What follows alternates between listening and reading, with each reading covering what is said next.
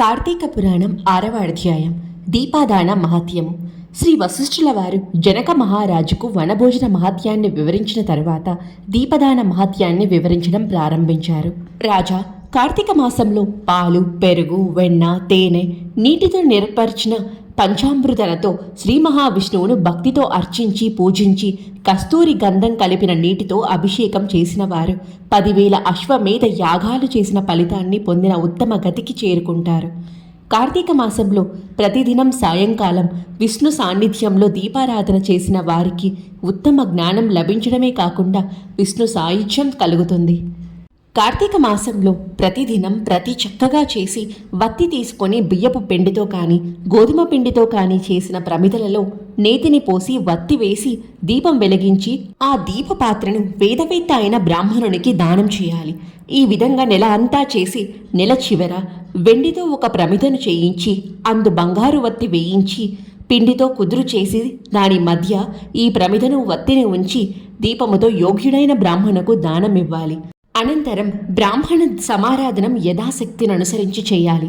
ఆ విధంగా బ్రాహ్మణునకు దీపదానం చేసేటప్పుడు సర్వజ్ఞానప్రదం దీపం సర్వ సంపత్తు భావహం దీపదానం ప్రధాస్వామి శాంతిరస్తు సదామమః అని శ్లోక రూపంలో కానీ అన్ని విధాలైన జ్ఞానాన్ని ఇచ్చేది సకల సంపదలకు కలుగచేసేది అయినా దీపదానం చేస్తున్నాను, నాకు క్షేమం కలుగుగాక అని కానీ చెబుతూ దానం చేయాలి.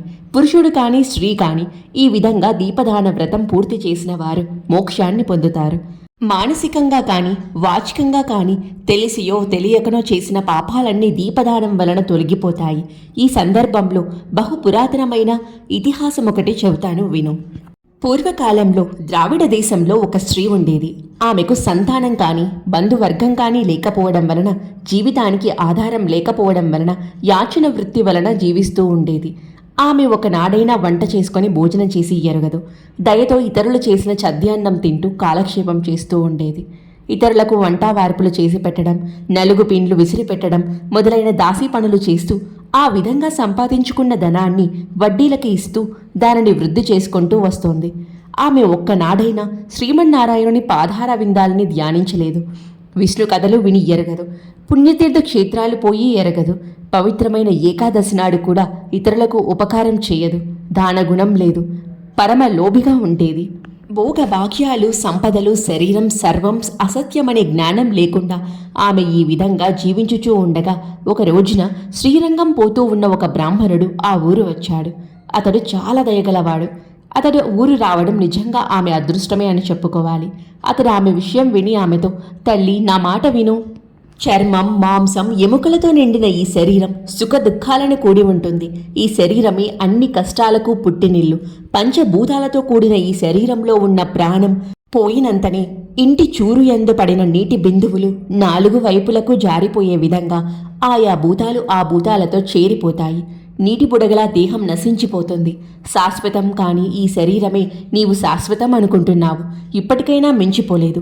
ఈ శరీరం మట్టిలో కలిసిపోతోందని, కర్మ ఒక్కటే మన వెంట వస్తుందని సత్యాన్ని గ్రహించు. సత్యస్వరూపుడు సకల భూత దయాపరుడు అయిన భగవంతుణ్ణి ధ్యానించు. మిడత అగ్నిలో పడి నశించిన విధంగా ఈ శరీరం కూడా బూడిద పాలు కావలసిందే. కాబట్టి శ్రీ మహావిష్ణువు యొక్క పాదార విందాలు ధ్యానించుచు కామ, క్రోధ, భయ, లోభాలు, దేహాభిమానం, ధనాపేక్ష వదిలిపెట్టు. మరో ధ్యానం లేకుండా భక్తితో కార్తీక మాస స్నానం చేసి మహావేద విద్వాంసుడైన బ్రాహ్మణునకు దీపదానం చేయి. నీవు ఈ విధంగా చేసినట్లయితే అనేక జన్మలలో చేసిన పాపాలు కూడా తొలగిపోతాయి అని హితోపదేశం చేసి అక్కడకు తూర్పు దిక్కుగా శ్రీరంగపట్నం వెడలిపోయాడు. లోబిగా ఉంటున్న ఆమె విప్రుని హిత వాచనాలను బోధపరచుకొని యథార్థాన్ని గ్రహించి తన పాపకృత్యాలకు పశ్చాత్తాపపడింది.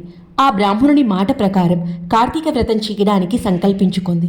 కార్తీక మాసంలో సూర్యోదయమైన స్నానం చేసి శ్రీమన్నారాయణుని పూజించి దీపదానం చేసి బ్రాహ్మణుల వల్ల పురాణాన్ని విని మాసాంతంలో బ్రాహ్మణ సమారాధన గావించింది. ఆమె కార్తీక మాసంలో చన్నీటి స్నానం చేసింది. అందువల్ల ఆమె అనారోగ్యానికి గురయ్యి చలి జ్వరంతో బాధపడి ఆయువు తీరడం వలన మరణించి స్వర్గం పొందింది. అందుచే కార్తీక మాసంలో దీపదానం చేయటం వల్ల సకల పాపాలు తొలగిపోతాయి. ఇందు ఏ విధమైన సందేహమూ లేదు. ఈ విషయాన్ని నాకు సదాశివుడు పూర్వం వివరించాడు. ఈ రహస్యాన్ని నేను నీకు చెప్పాను. దీపదానం వలన సంసార బంధాలు తొలగిపోయి సత్యపదం ప్రాప్తిస్తుందని వశిష్ఠుల వారు జనక మహారాజుకు వివరించారు.